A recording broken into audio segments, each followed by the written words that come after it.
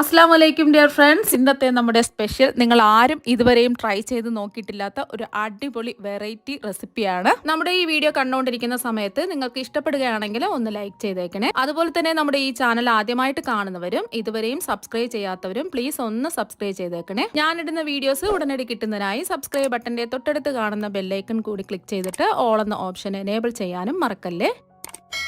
Video തുടങ്ങുന്നതിന് മുമ്പ് പരിചയപ്പെടുത്താനുള്ളത് എന്റെ സ്വന്തം പ്രൊഡക്റ്റായ ഷെമീസ് മാജിക് ഹെർബൽ ഓയിലിനെ കുറിച്ചാണ്.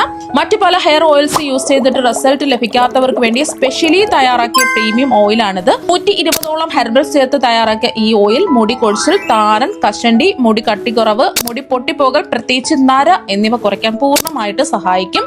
റിസൾട്ട് ലഭിച്ചില്ലെങ്കിൽ മെഡിക്കൽ ഇഷ്യൂസ് ഇല്ലാത്തവർക്ക് ഫുൾ ക്യാഷ് റീഫണ്ട് നൽകുന്നതാണ്. നമ്മുടെ എണ്ണ ഉപയോഗിച്ചവരുടെ ഇമ്പോർട്ടന്റ് ആയ കുറച്ച് ഫീഡ്ബാക്സ് മാത്രം വീഡിയോയുടെ അവസാനം കാണിക്കുന്നുണ്ട്. കൂടുതൽ ഫീഡ്ബാക്സ് വീഡിയോയിൽ ചേർത്താൽ വീഡിയോയ്ക്ക് ലെന്ത് കൂടും. എണ്ണ വാങ്ങാൻ താല്പര്യമുള്ളവർ വാട്സപ്പിൽ വന്നാൽ ബാക്കി ഫീഡ്ബാക്സ് എല്ലാം അയച്ചു തരാം. ഓർഡർ ചെയ്യാനും റേറ്റും ഡീറ്റെയിൽസും അറിയാൻ താഴെ കാണുന്ന വാട്സപ്പ് നമ്പറിൽ മെസ്സേജ് ചെയ്യുക.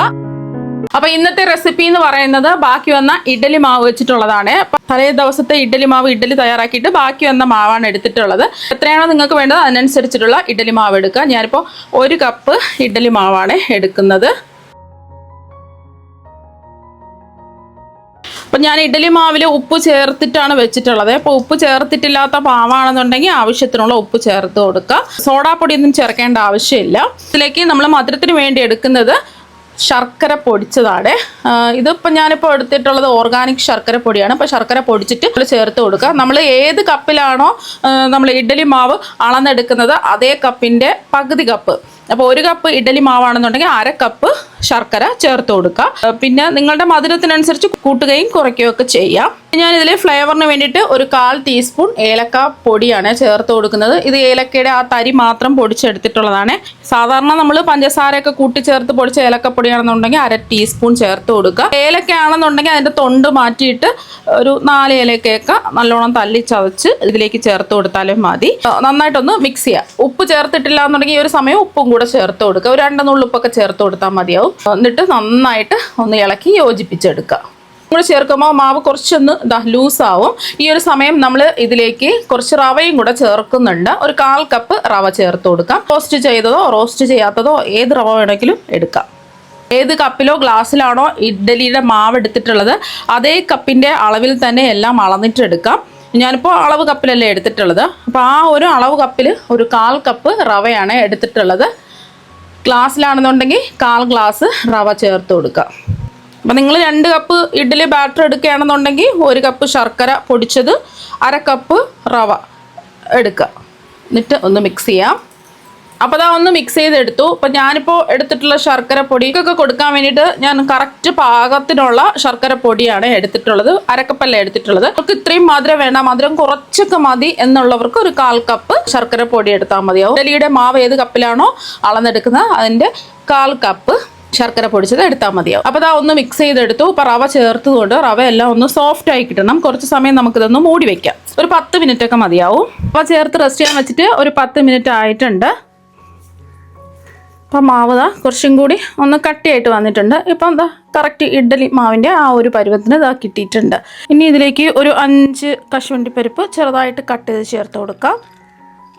ഒരു 5 ബദാം ചെറുതായിട്ട് കട്ട് ചെയ്തും കൂടെ ചേർത്ത് കൊടുക്കാം. പിന്നെ ഒരു ടേബിൾ സ്പൂൺ ഉണക്ക മുന്തിരി ഉണ്ടെന്നുണ്ടെങ്കിൽ ചേർത്ത് കൊടുക്കുക. ഇല്ലാന്നുണ്ടെങ്കിൽ ചേർത്ത് കൊടുക്കേണ്ട ആവശ്യമില്ല.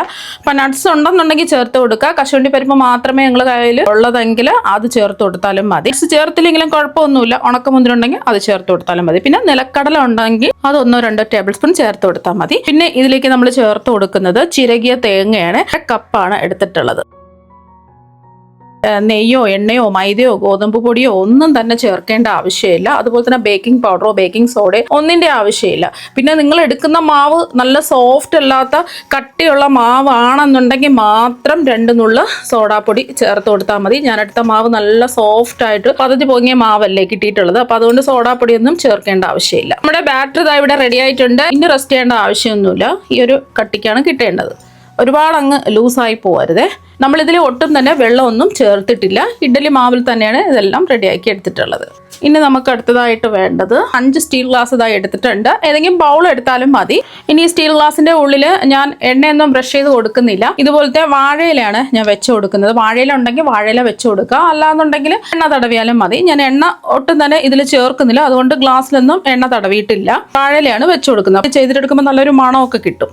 ഇല ഇതുപോലെ അങ്ങ് വെച്ചാൽ മതി. ഇനി ഇതിൽ നമ്മൾ തയ്യാറാക്കിയ മാവ് ഒഴിച്ചു കൊടുക്കാം. ഒരു 3/4 ഭാഗത്തോളം ഒഴിച്ചു കൊടുത്താൽ മതിയേ.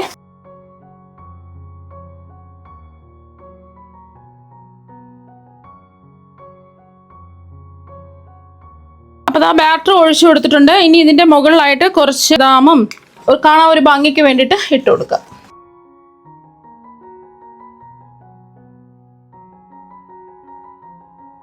ഒരു കാണാൻ ഒരു ഭംഗിക്ക് വേണ്ടിയിട്ടാണ് ഇട്ട് കൊടുക്കുന്നത്. വേണോ നിർബന്ധമൊന്നുമില്ല. ഉണക്ക മുന്തിരിയും കൂടി ഇട്ട് കൊടുക്കാം.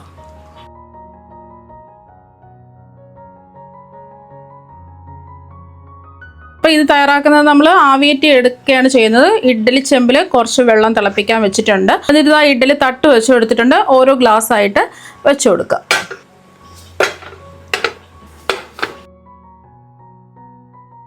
ഇനി നമുക്ക് മീഡിയം ഫ്ലെയിമിൽ ആവിയേറ്റി വേവിച്ചിട്ടെടുക്കാം. 8-10 മിനിറ്റ് ഒക്കെ മതിയാവും. അപ്പോൾ നമ്മളിത് ആവിയേറ്റാൻ വെച്ചിട്ട് ഒരു 10 മിനിറ്റ് ആയിട്ടുണ്ട്. നമുക്ക് തുറന്ന് നോക്കാം. അപ്പോൾ തന്നെ നല്ലോണം പൊങ്ങി വീർത്തൊക്കെ വന്നിട്ട് നല്ലൊരു മണമൊക്കെ വരുന്നുണ്ട്. കാണാൻ തന്നെ നല്ല ഭംഗിയായിട്ട് ഇരിപ്പുണ്ട്. അപ്പോൾ ഒരു ടൂത്ത് പിക്ക് വെച്ച് ഒന്ന് കുത്തി നോക്കാം ആയിട്ടുണ്ടോ എന്ന് അറിയാൻ വേണ്ടിയിട്ട്. അപ്പം എൻ്റെ നടുഭാഗത്തൊന്ന് കുത്തി നോക്കുക. മാവ് ഒട്ടിപ്പിടിക്കാതെ ടൂത്ത് പിക്ക് ക്ലിയർ ആയിട്ട് വന്നിട്ടുണ്ടെന്നുണ്ടെങ്കിൽ വേവ് ആയിട്ടുണ്ട്. അപ്പോൾ മാവ് ഇതിൽ ഒട്ടിപ്പിടിച്ചിരിക്കുകയാണെന്നുണ്ടെങ്കിൽ ഒരു 5 മിനിറ്റും കൂടി മീഡിയം ഫ്ലെയിമിൽ വെച്ചിട്ട് മൂടി വെച്ച് ആവിയേറ്റ് വേവിച്ചിട്ടെടുത്താൽ മതി. ഇനി ഇത് നമുക്ക് ഇഡ്ഡലി ചെമ്പിൽ നിന്നും പുറത്തെടുത്ത് മാറ്റി വയ്ക്കാം. ഇതിൻ്റെ ചൂട് നല്ലതുപോലെ ഒന്ന് മാറണം. ഇതിൻ്റെ ചൂടൊക്കെ നന്നായിട്ട് മാറിയിട്ടുണ്ട്. ഇനി ഗ്ലാസ്സിൽ നിന്ന് നമുക്കിത് വിടിയിച്ചെടുക്കാം. എന്നിട്ട് ഈ ഇല അങ്ങ് നമുക്ക് മാറ്റാം. നല്ല പഞ്ഞി പോലെ സോഫ്റ്റ് ആയിട്ടാണ് ഇരിക്കുന്നത്. അപ്പോൾ ഇഡ്ഡലി മാവ് വെച്ചിട്ട് നമുക്ക് ഇതുപോലെ പഞ്ഞി പോലെ സോഫ്റ്റ് ആയിട്ടുള്ള കേക്ക് റെഡിയാക്കി എടുക്കാൻ പറ്റും. അത് കണ്ടില്ലേ, നല്ല പഞ്ഞി പോലെ സോഫ്റ്റ് ആയിട്ടാണ് ഇരിക്കുന്നത്. ഇനി ഇത് മുറിച്ചും കൂടി കാണിച്ചു തരാം. അപ്പം ഇഡ്ഡലി മാവ് ഇനി വെറുതെ കളയേണ്ട ആവശ്യമൊന്നുമില്ല. ഇതുപോലെ കേക്ക് റെഡിയാക്കി എടുത്താൽ മതി. നല്ല അടിപൊളി ടേസ്റ്റ് ആണ് കഴിക്കാൻ വേണ്ടിയിട്ട്. എന്തായാലും ഇതുപോലെ ഒരു പ്രാവശ്യം ഒന്ന് ട്രൈ ചെയ്ത് നോക്കുക. തീർച്ചയായും നിങ്ങൾക്ക് എല്ലാവർക്കും ഒരുപാട് ഇഷ്ടമാകും. നമുക്ക് മറ്റൊരു വെറൈറ്റി വീഡിയോ ആയിട്ട് വീണ്ടും കാണാം. താങ്ക്